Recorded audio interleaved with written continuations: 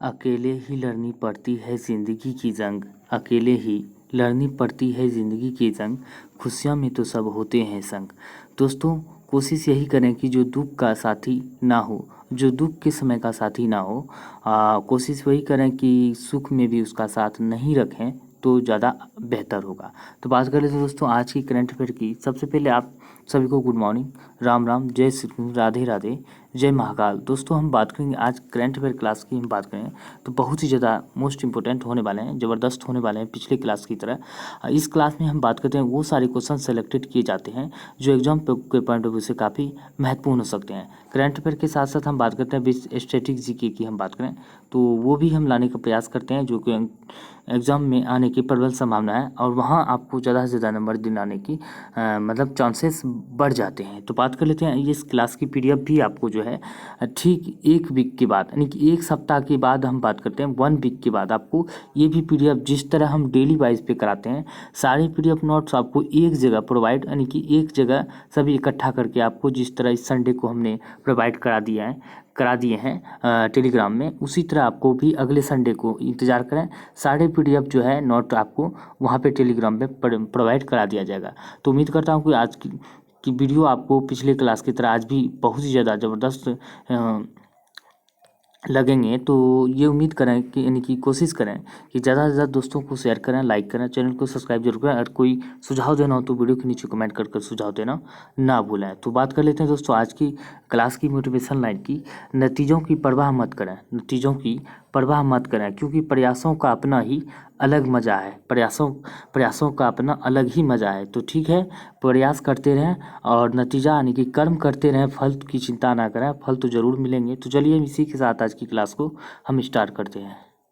तो आज का हमारा पहला सवाल है, तो हमारा पहला सवाल ऑस्ट्रेलियाई ओपन की हम बात करें तो बात कर लेते हैं 2023 के ऑस्ट्रेलियाई ओपन यानी कि बात करें तो 4 ग्रैंड स्लैम होते हैं जिसे हम अफवाह के नाम से जानते हैं। अफवाह यानी कि शॉर्ट ट्रिक होता है इसका अफवाह, यानी कि शुरुआत जो होता है वर्ष की शुरुआत जो है ऑस्ट्रेलियाई ओपन से इसका शुरुआत होते हैं। उसके बाद फ्रेंच ओपन होता है, विलियमटन ओपन होते हैं, उसके बाद अमेरिकन होते हैं। ये आपको याद रखना, सबसे लास्ट में अमेरिकन ओपन खेले जाते हैं और शुरुआत में ऑस्ट्रेलियाई ओपन खेले जाते हैं। ये आपको याद रखने हैं। अब बात करते हैं पुरुष एकल में हम बात करते हैं तो वैंग होंगयांग ने जीता है ये खिताब, ये आपको याद रखने हैं। महिला एकल में बात करते हैं बेईवेन झांग ने जीता है। वही बात करें पुरुष युगल में बात करते हैं कॉन्ग मिन हुक व SEO सोइंग जे ने जीता है।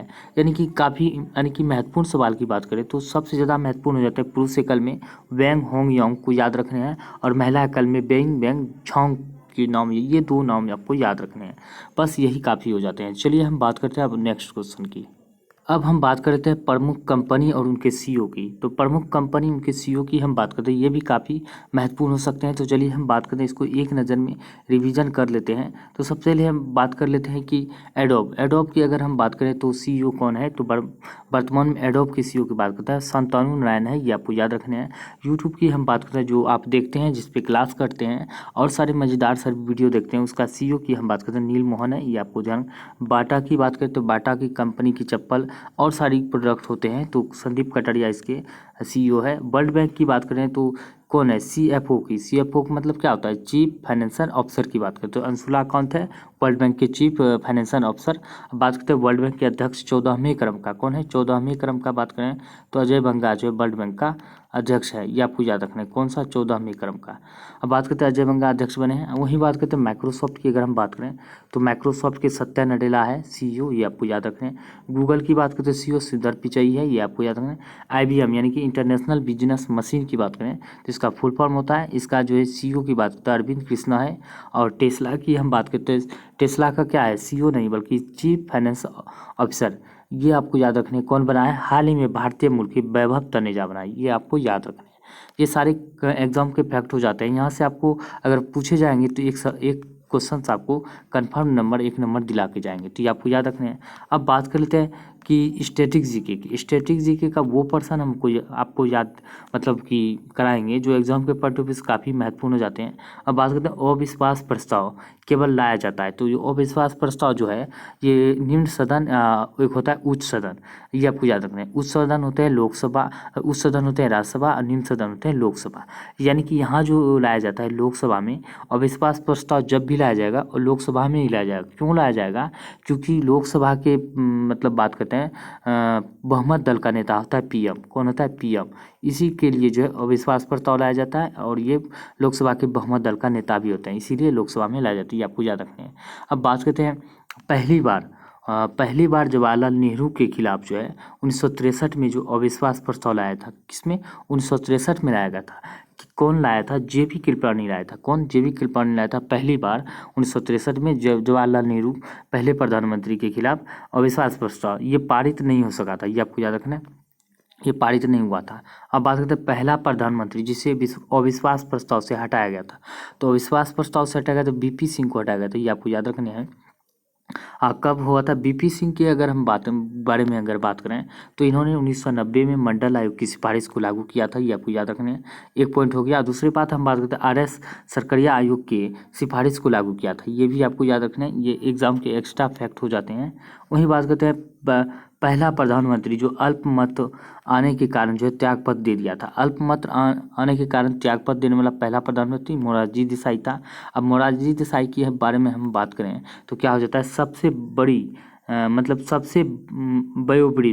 सबसे वयोवृद्ध पीएम की बात करते हैं मोरारजी देसाई है, ये आपको याद रखना है। वयोवृद्ध पीएम की बात करें, भारत के वयोवृद्ध मैन किसे कहा जाता है? आदमी। तो वयोवृद्ध आदमी भारत की हम बात करें तो दादा भाई नौरोजी को कहा जाता है, लेकिन वयोवृद्ध पीएम की बात करें सबसे अधिक उम्र के पीएम मोरारजी देसाई है। अब बात करते हैं सबसे कम उम्र के अगर हम पीएम की बात करें तो कौन हो जाते हैं? राजीव गांधी। सबसे कम उम्र के पीएम राजीव गांधी हो जाते हैं, ये आपको याद रखना है, यहाँ पे दिया गया है। और केंद्र में पहली बार गैर कांग्रेसी सरकार जो बना था, ये बना था कहाँ पे? पहली बार केंद्र में बनाया गया था, जनता पार्टी की सरकार था, ये आपको याद रखना है। मोरारजी देसाई जो बने थे, पहली गैर कांग्रेसी सरकार बनाया था मोरारजी देसाई ने, ये आपको याद रखना है केंद्र में। वही बात कर लेते हैं सबसे युवा प्रधानमंत्री राजीव गांधी है। सबसे वयोवृद्ध राष्ट्रपति की बात करते हैं आर वेंकट रमनी है, ये आपको याद रखना है। सबसे वयोवृद्ध यानी कि सबसे बुजुर्ग राष्ट्रपति। सबसे युवा राष्ट्रपति की बात करें तो अभी हाल ही में जो है सबसे युवा राष्ट्रपति होने का गौरव जो प्राप्त हुआ था द्रौपदी मुर्मू को, याद रखना है। सबसे युवा, अब तक का सबसे युवा राष्ट्रपति है, ये आपको याद रखना है। अब बात करते हैं करंट अफेयर के एक्स्ट्रा इफेक्ट की अगर हम बात करें तो यहाँ पे देख सकते हैं कृषि डाटा एक्सचेंज और कृषि डाटा प्रबंधन फ्रेमवर्क शुरू किया है। तो कहाँ पे शुरू किया गया? हैदराबाद में। क्या शुरू किया गया है? कृषि डाटा एक्सचेंज और कृषि डाटा प्रबंधन फ्रेमवर्क शुरू किया गया हैदराबाद में। किस राज्य ने मुख्यमंत्री सौर मिशन शुरू किया है? मुख्यमंत्री सौर मिशन की बात करें तो मेघालय के द्वारा शुरू किया गया, ये आपको याद रखने हैं। भारतीय कला की महिमा विषय पर प्रदर्शनी का आयोजन कहाँ हुआ? तो महिमा विषय पर भारतीय कला की प्रदर्शनी का आयोजन की बात करें ढाका, बांग्लादेश के ढाका में हुआ है।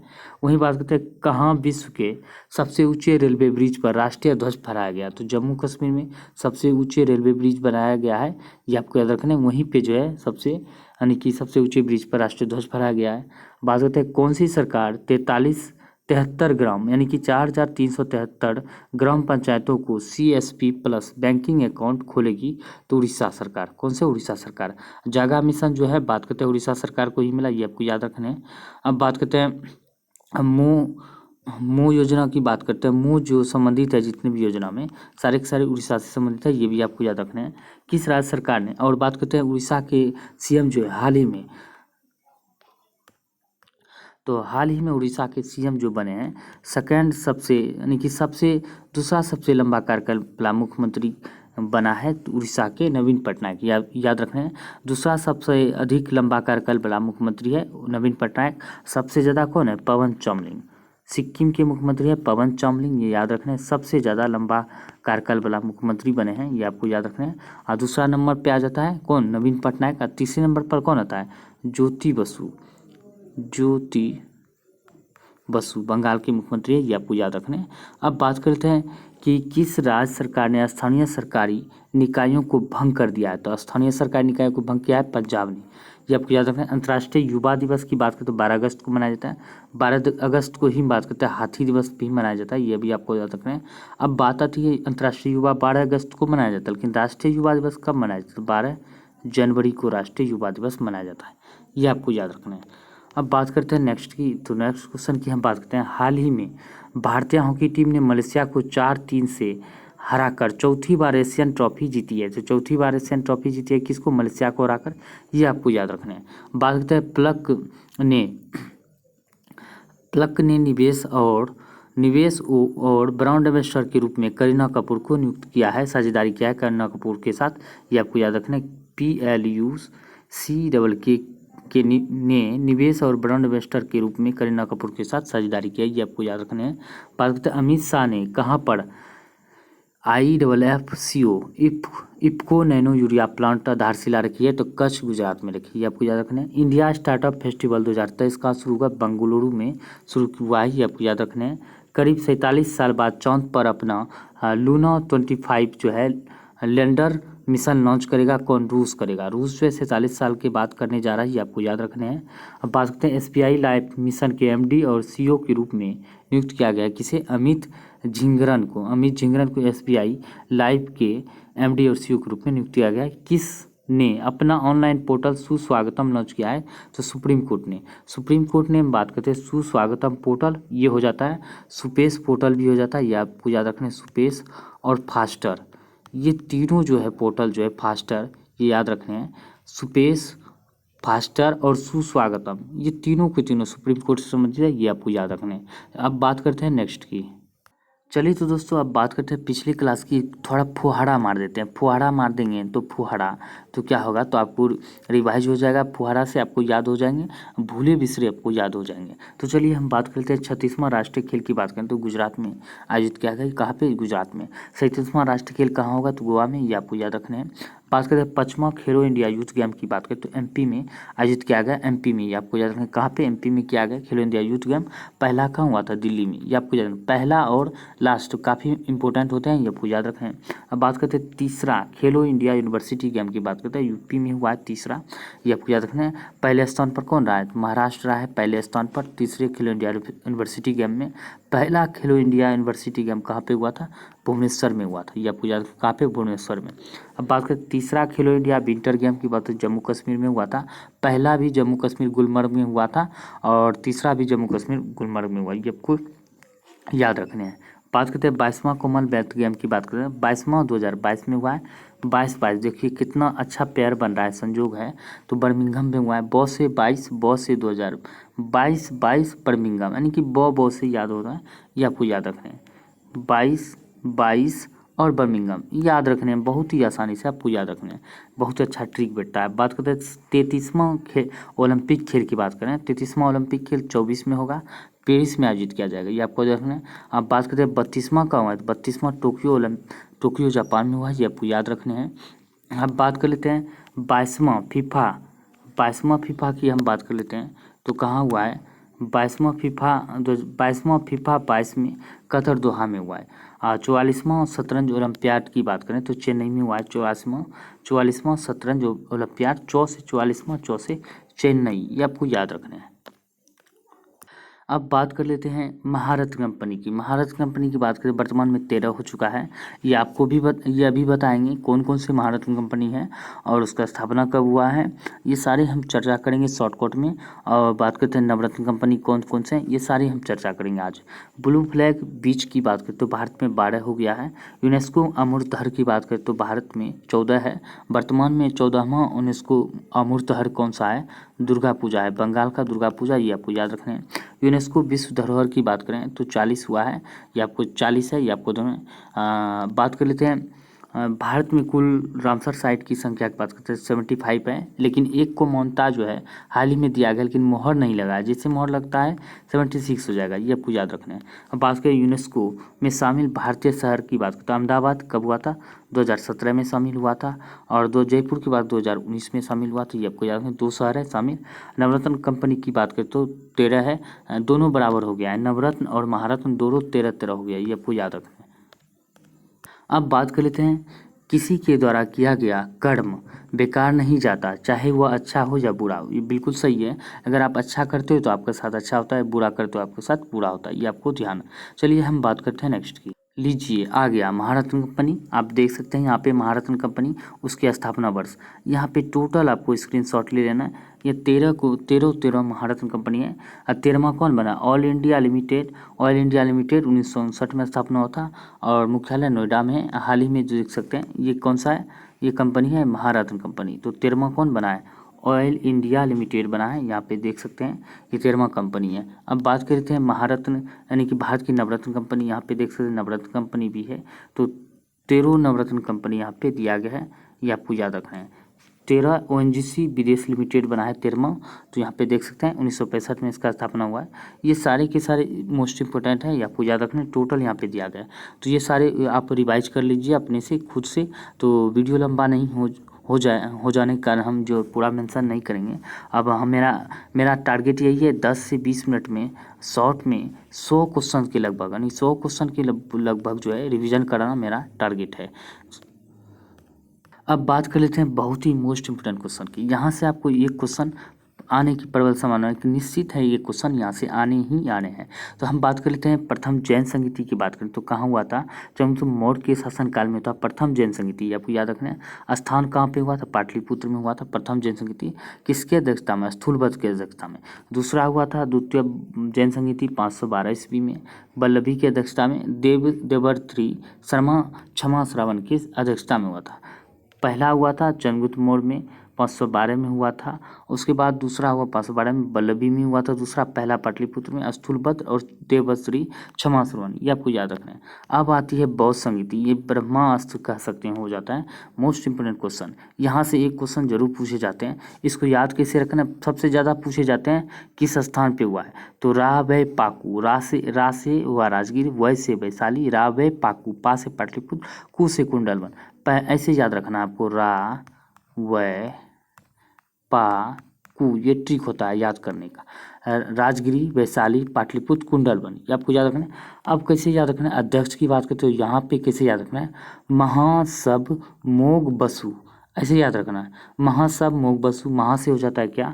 महाकश्यप, सब से सबकामी, मोग से मोगली पुत्र तिस्म, बसु मित्र हो जाता है। अब बात करते हैं इसको याद कैसे रखना है। शासक की अकाक, अ से हो जाता है अजातशत्रु, का से कालाशोक, फिर हो जाता है अ से अशोक और का से कनिष्क, ऐसे ही आपको याद रखना। अकाक, रावे पाकू, महासब, मोग बसु, 483, 383, 251 प्रथम सदी में, ये आपको याद रखने काफ़ी महत्वपूर्ण हो जाते हैं।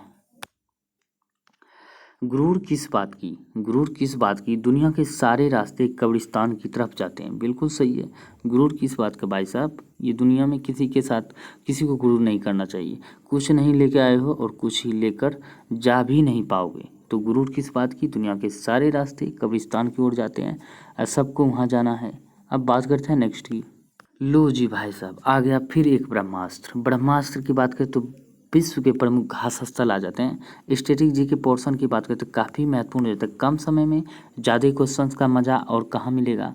बहुत ही ज़्यादा मोस्ट इंपॉर्टेंट हो जाते हैं। उन सारे क्वेश्चनों को रिवीजन कराते हैं जहाँ से 1 नंबर पूछने की प्रबल संभावना होते हैं। तो देख सकते हैं किस तरह के हैं ये। आपका दायित्व बनता है, परम दायित्व बनता है कि आप वीडियो को ज़्यादा से शेयर करें और लाइक करें, एक लाइक भी कर दें और शेयर भी कर दें, चैनल को सब्सक्राइब भी करें, कमेंट जरूर करें भाई साहब, क्योंकि मोटिवेशन मिलता है। अब बात करते हैं सवाना।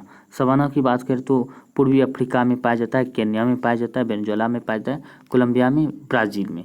यानी कि सवाना घास स्थल अफ्रीका में पाया जाता है। अफ्रीका की ये सारे देश है, Kenya, Tanzania, Venezuela, Colombia, Brazil, ये सारे के सारे देश में पाया जाता है, ये आपको याद रखना है। यानी कि वेनेजुएला में पाया जाता है, ब्राज़ील में पाया जाता है, ये तो अफ्रीकी देश नहीं है, ये आपको ध्यान में रखना है।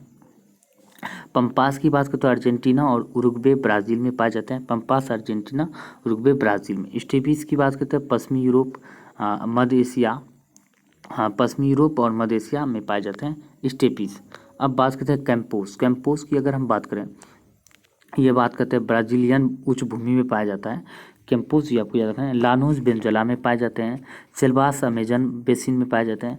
सेराडो की बात करें ब्राज़ील में पाए जाते हैं। साहेल की बात करते हैं अफ्रीका में, लाल सागर से उत्तर अटलांटिक सागर तक पाया जाता है। अफ्रीका में जो है साहेल घास का मैदान, अफ्रीका में लाल सागर से अटलांटिक महासागर तक पाया जाता है।